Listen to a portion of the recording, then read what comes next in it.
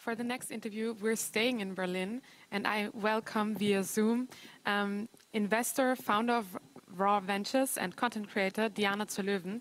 Diana, thank you for being with us today. Hi, it's a pleasure to be here. I'm actually right now in Frankfurt, but usually I live in Berlin, but it's also nice to be here. You started your career originally as a fashion influencer. Today, you create content around politics, society, and finance. Why did you change your focus? I changed my content and also the topics that I address on social media because I wanted to become the role model that I missed on social media when I was younger. When I was 15, I only had fashion bloggers that I looked up to. And I wish I had more female scientists or entrepreneurs that were role models for me. And that's why I changed the topics on my channel. And I also wanted to show that with a lot of passion, you can also get more into politics or even finance. And do you think, as a public figure, which you are yourself, you have an obligation to speak out and also educate people on socially relevant topics, like you do? I think that's actually really difficult because I don't think everybody who has a huge followership has to post on every political thing that is going on. But I wish more content creators would use their voice and their reach, especially with all of the things that are going on right now with the women in Iran, for instance. I wish more people were not really that afraid to talk about these things. But I can understand that some people are afraid of saying something that's not really correct. And it's always not that easy to also get the right information. But I just try to do what I think feels right for me and for my followers. And that's why I decide to talk about political topics and finance on a regular basis. Do you think it takes experience also in being a content creator and being in the public to find the right line or path to do so? I think it's hard to find the right way because obviously I'm sure I will probably do something wrong in the future. I did some mistakes in the past, and that's okay, as long as you apologize for things that you do wrong. I'd rather continue doing things that I'm passionate about, and maybe sometimes I might make a mistake instead of just being super careful about everything that I do and post. You have over 1.1 million subscribers on TikTok, hundreds of thousands of followers on other networks, and additionally, you are an investor and founder of your own company. How much time do you take for creating content? Creating content takes a lot of time, actually. And luckily, I have people that also help me with everything, that sometimes help me to prepare content also for platforms like LinkedIn. And also Instagram and TikTok is something where I obviously still am the person that's uploading everything. And I still read or I try to read all of the messages myself. But it's a mixture out of spontaneous and authentic content, but also content that is being planned ahead. And I'd say it really still is a full-time job because I also travel a lot for creating content. But on the other side, even when I started creating content more than 10 years ago, I still wanted to share my real life as a young woman. And back in the days, I used to study at university, and now I invest in startups, and I also work a lot with some of the startups that I invest in, and I try to show also more of this reality of my everyday life on social media. But I think it takes a while to also educate my followers, get more into this content. And I'm always learning as well on how to improve my content and adjust it to my target group. I think a lot of people still underestimate how much time that takes because it looks so effortlessly. As you said, you created your own venture company, Raw Ventures. Maybe you can tell us a little about what motivated you to take that step. Yes. I did my first startup investment 5 years ago because I I was quite young when I started with social media, and I always had this student lifestyle, so I never needed that much money. And I thought it's so cool that I can give some of the money that I don't need to founders that have really interesting ideas, that have found solutions for problems that we have. And that's why I wanted to financially and also advise some startups. And my first investment was Femtasy. It's a startup that does audio erotic mainly for women. And it was a great journey so far, but the journey still continues. So they're also going to France now. And especially in the last 2 years, I decided to professionalize it a little bit because there's still so many things that need to be improved. And I mainly focus on digital topics and also kind of more sustainable business models. And with my network also in Berlin and my knowledge as a content creator, I can be a really helpful business angel. I think I can give on the one side a lot of reach on social media, but also a lot of knowledge when it comes to digital communication. And so now I have around like 8 startups that I invested in. And I learn a lot, and it's a fun journey because you really can create impact. For instance, I'm invested in a startup that digitizes doctors' clinics. They reduced the check-in process with a smartphone tool, so that the people working on the front desk, they don't need to type everything in, and it saves a lot of time and also resources like paper. And it's a really great journey, and I just love to work with entrepreneurs because I learn a lot, and I think we can benefit from this. And Raw Ventures invests mainly in early stage startups. Why did you decide to focus on this group?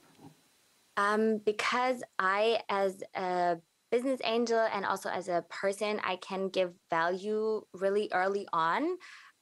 One side, it's really important to help companies that kind of have found their product market fit or are about to find it with recruiting. And luckily, I have some followers that that sometimes are even looking for jobs at cool companies. So I can even help when it comes to recruiting, and building up a really good, powerful team is super important. So I can even help with that, or I can also help the startups with finding a digital communication strategy that they can use for their sales process.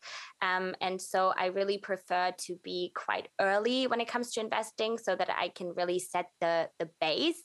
And once they have this base, it's a lot easier to follow along with getting more clients on board, or getting more PR, getting more people on board. But I really enjoy this really early process where you can work really closely together with the founders. And I've also read that you pay special attention to companies that do not have a too high valuation, as well as have an impact. How do you define that impact? Mm-hmm. I think, to me, impact is, on the one side, definitely solving problems.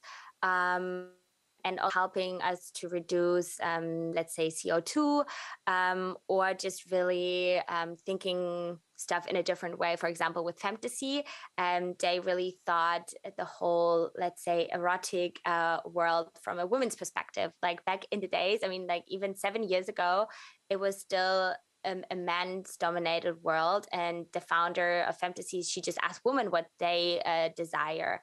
Or also with Nelly, for example, they just help to reduce a lot of paper and CO2. Or another investment of mine, they are a smart and transparent energy supplier, which is a really impactful company right now in times like this, where we really need to save on energy.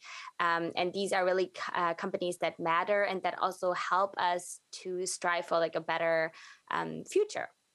So these are just like topics I look at, and companies then I decide to invest on. These topics you also talk about on your platforms: climate change, violence against women. And in the past, you had to face a lot of criticism, for example, about using these topics to market your own products or startups from your portfolio. In other words, for making a profit of these topics. How do you deal with that accusations? Well, on the one side, I definitely say it's nothing wrong with like promoting the startups that I invest in because I really stand behind what they're doing. So I'm really proud of what they've achieved. So I think it's also like beneficial for my followers to know what companies I do invest in. And on the other side, I think I'm always really honest with the way I communicate. And when I look at certain topics like political topics, I still try to differentiate them from like commercial stuff. But nowadays, obviously, companies still use topics like mental health or even other things for their awareness campaigns. And I really try to differentiate whether it's, let's say, not really greenwashing, but maybe some kind of washing, or just a campaign that really creates awareness of it. And I think I've always been honest with that with my followers. And if I made a mistake once, I've always apologized for it. So I don't feel any kind of like guilt on like certain things like this, because I still stand behind everything that I do. As a content creator on one side and founder and investor on the other side, you're in two different fields. Which skills would you say transfer from one field to the other field? So what can you use that you learned in your one job for the other part?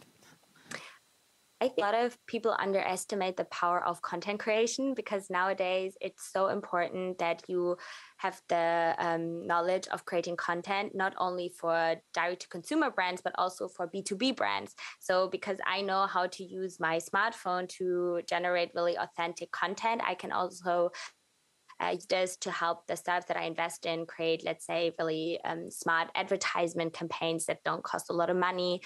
Or because I'm a content creator, I see a lot of products out there already. I see so many products that are being promoted, and I also know what, for example, what matters to my followers. So I think I have like a really broad I have a lot of like insights into different topics regarding also the Gen Y and also the Gen Z. And I think that is also really, really helpful for me as an investor.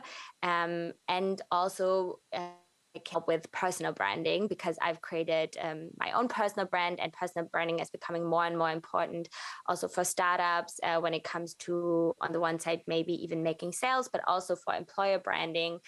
It's a huge topic. So I have a lot of things that I can combine and also put from my perspective to the startups. You achieved success, in very different kinds of fields, very young. You just mentioned the generations Y and Z, and you're also a part of these generations. But already you have made a very broad career path. What are the most important lessons that you have learned so far? I think one lesson that is really important is to always ask for advice. Like when you don't know how something works, don't hesitate to ask somebody for help. I'm so lucky that I had, or I still have, mentors in my life. And that's how I got to my startup investment. I had people that really empowered me and said, like, even though it's kind of a risky thing to do, if you're just really passionate about it, go for it. And sometimes you just need to have these people in your life that believe in you and that really empower you, and that you can always ask for advice. And I think that's just really important, to build a network, to create a network with the people you can rely on and that are there for you. I think that is the most important thing I have in my job, that helps me to get to know new startups, that also helps me to maintain a good relationship with the companies that I already invested in, or with other content creators. And I think it's all about having a network you can rely on. I've just looked on my phone because we also have questions from the audience today. And one question would be, where do you see yourself in the next 10 years? Like from now, that is a good question. I hope that some of the startups that I invested in will continue to grow. So, and that maybe one day I can even branch out my investments even more, and also create even more impact. And I'd also love to get more creators on board as investors, because it is in the US or in the UK, it's also already a little bit more popular. But I still think in Germany, it's still kind of a complicated topic, also because of the all of the bureaucratic burdens that we have. And I'd love to get more people into investing, especially women, and really connect them with the startups that really matter to the topics that they already address. So I have lots of ideas, and I'm sure I will find a way how I can really achieve all of this, but I don't know how long it will take. But yeah. And we're excited to see where your ideas develop. I'm afraid we've run out of time, although I have a lot of questions. But maybe one last question to sum up. What do you, for yourself, think is a superwoman? Like, what qualities does a superwoman need?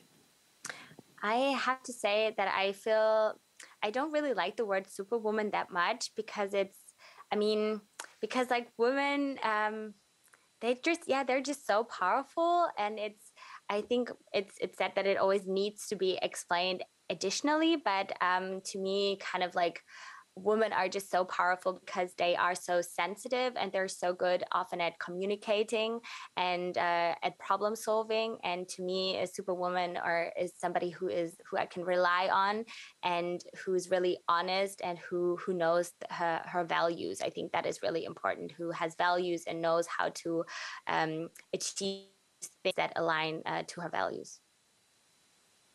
Thank you for that honest and interesting approach I think we haven't had today. Thank you in general for your insights and for being here, and have a nice day. Thank you so much. It was a pleasure to talk to you.